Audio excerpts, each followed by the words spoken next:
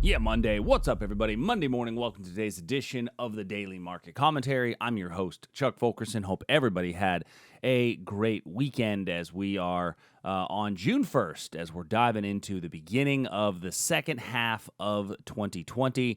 Some would say it couldn't come any faster as we are on our first day of June. If you're new to the channel, do me a favor, click the subscribe button, hit the notification bell so you get the alerts and the updates as they happen. If you're a regular viewer, we're question of the day. Question of the day. How many different equity markets do you look at? Do you look at just the S&P? Do you look at just the Nasdaq? Do you look at the S&P, the Nasdaq, the Dow, the Russell? Do you look at international markets, right? I know a lot of people that trade the DAX and the Hang Seng and the FTSE and all the different international markets. So let me know equity markets. Today we're going to look at three. I've been looking at two in the daily market commentary, but I think we're going to start looking at the three. We're going to add the Russell to our list. So let's go ahead and dive in. So the S&P this morning, we are up a quarter of a point, basically flat from from Friday's close. And when I'm looking at, kind of where we have today, we had a gap down, and our gap down gave us a really nice strong down move, and it then set up for a little wick over wick demand level. So price did come into that wick over wick demand level overnight, gave us a little 2-to-1 move out of that level, traded all the way to the bottom of that, actually a little bit through it, but you're not going to have your stop that close to the zone. Your stop has to be below this wick here. So you've had a nice little move off of there for about a 2-to-1. I think it's okay to take some off the table if you took that long. We're still looking at a potential breakout above this 3063. I will need basing inside this box. If we don't get basing inside of this box, then we're not going to have the ability for a really good long on this setup. I have to have a long basing in here for me to be able to take this to the upside. Right now, that just doesn't exist. But if that does happen, then I think you got a decent move right up there. No real clear demand down below us as an area to get long, but there is the potential for price to come back into one of these demand areas and then to reverse and head back the other way. Looking at the Nasdaq, similar picture in the Nasdaq, looking for a potential breakout above this region here. We would need to see price basing inside this region and then pop just above there for a chance to get long. And then if we are looking at this demand area down in here, we see that we've come back into this level a couple of times. It's not a great area of demand for a reversal, but actually could be a breakdown. Now, the reason I'm looking at that as a potential breakdown is that the Nasdaq last week was our weakest market. And when I go to the daily chart, the Nasdaq is the one approaching the all-time high.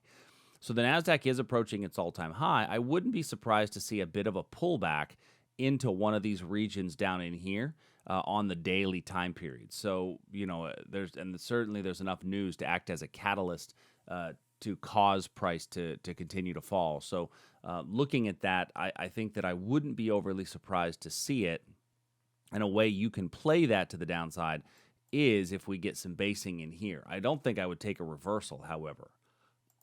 Next, let's take a look at the Russell. So for those of you that were in our live trade room last night, hopefully you joined us in our live trade room.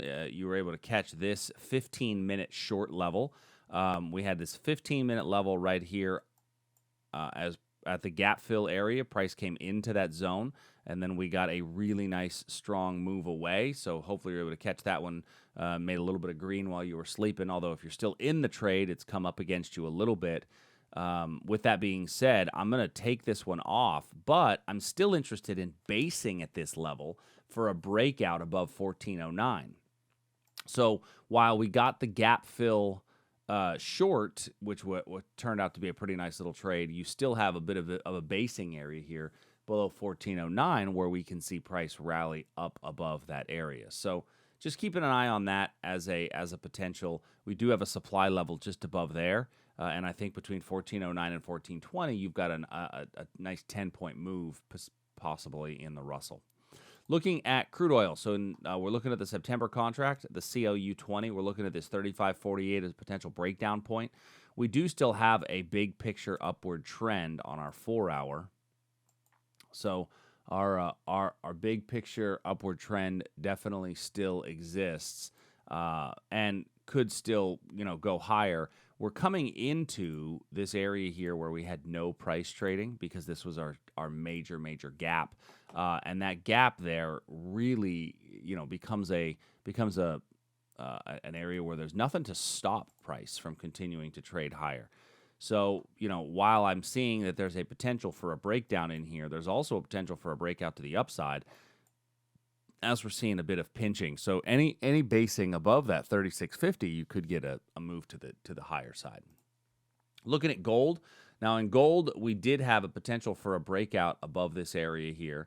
We gapped up. We did not get quality basing at all. And so there's no breakout to speak of here. However, we have now come back down into the origin of the gap. And so let's see if we get a bit of a reversal here on the origin of this gap up right in this region. Now, the downside of this is that I've got a little bit of basing here to be aware of. And so this basing here makes it a slightly lower probability trade. If you got in on this one, take your stop, and once you reach this area here, which is about a 1-to-1 reward to risk, move your stop to break even because you've got a very close level right there. I don't want to take a loss if I don't necessarily have to in that position because of that basing that's so close. So for now, I'm going to remove that level, and then looking at my 4-hour, we can see that we've gained a little bit of momentum to the upside here, but we are coming up against some potential resistance up there where we could see price come back down from that 1775 area. If it does, I think that would be a decent short off of that level where we have all those upper wicks. All right, next, looking at our bonds and currency markets. Starting first with the Great British Pound, Japanese Yen. We're going backwards because I hit the wrong button, but that's okay. So looking at the pound, we have rallied up into our supply level for the pound. Now, this was our supply level we looked at last night for a potential reversal, but it's a confirmation entry. Why is it a confirmation entry? Because we are in an uptrend, and you have to trade these uptrends as, these counter trend trades as confirmations as a way to get in. So we've now moved past that level. We've started to see price move our way. I think if you got short on that one, your target is about this 23.53 area, where I think is actually a really good opportunity to look for a potential reversal. Now it's a Globex level, but I think it's still a decent level, okay, for you to get long back down into this range. This, I think, has a good chance of making it down to here, which would be a pretty nice little trade for those of you that got short at that level. If we start to stall and get 1 or 2 candles of basing, remember our 6-candle rule, 1, 2, 3, 4. If we get 2 more candles of sideways, then you're going to take your stop and move it to break even right away so that you don't take as much of an exposure. Japanese yen. So in the yen, Friday we had a really good demand level that I really liked. And we just blew right through that demand level. But one of the things that's important about that demand level was I liked that demand level because it was a fair price value area and had been a line of control for a while. Well, notice when price returned back to that level, look at the strong move away we got from that zone. So oftentimes what you'll see is when a demand level is busted, especially if it's just traded right through, if to the left of it had acted as supply, it will oftentimes do that again. And it gave us a really good setup and a strong move down. So remember this, price has memory, and we're working on on another class of exactly how to look at fair price value areas and really how are they different from support and resistance and from supply and demand zones, because they are different, and that's what happened in this trade in the overnight. So just keep that in mind. Now, I still have a breakdown here below the Japanese yen for a potential reverse or for a potential breakdown in here, and that really shows up very well on the 4-hour as I look at this 4-hour level here for a potential breakdown, and that's about the best that we have. And then looking at our bonds, our 10-year note. So starting with the 10-year, I do the 10-year, but when I look at my 4-hour chart, my 4-hour chart is telling me the same thing that it's told me now for about a month. Don't trade me. We're in between levels of supply and demand. Maybe do an iron condor if you want to trade options on futures. but this is not giving me a very strong, high probability entry point. If I cut all the way down to the 15-minute chart, are there some reversal areas in here? There's a few, but nothing that I want to lean on so heavily. We got this short off of this gap fill level here, which turned out really well. But other than that, there's not really been a whole lot of levels, so I'm just going to let it be, not adding anything to the chart at the moment. In the Australian dollar, we continue to rally up overnight. I repped a demand area right here around the Aussie Open for a potential if price comes back down there and retests that level.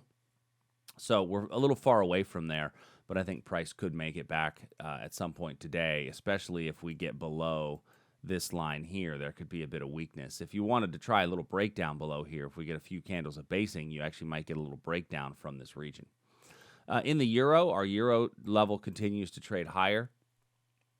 And as that euros continues to trade higher, we've got a couple of levels of demand down below us. We are seeing the momentum on this hourly chart slow down just a smidge. On the 4-hour chart, just a little bit, and it was really because of this big move up, followed by this pullback, followed by another move up. And so if we come back down, I think you got a couple decent demand areas in here as places to look long. Canadian dollar, seeing another fairly strong mover. All of these currencies are moving strong because the dollar itself, the U.S. dollar, is showing some weakness.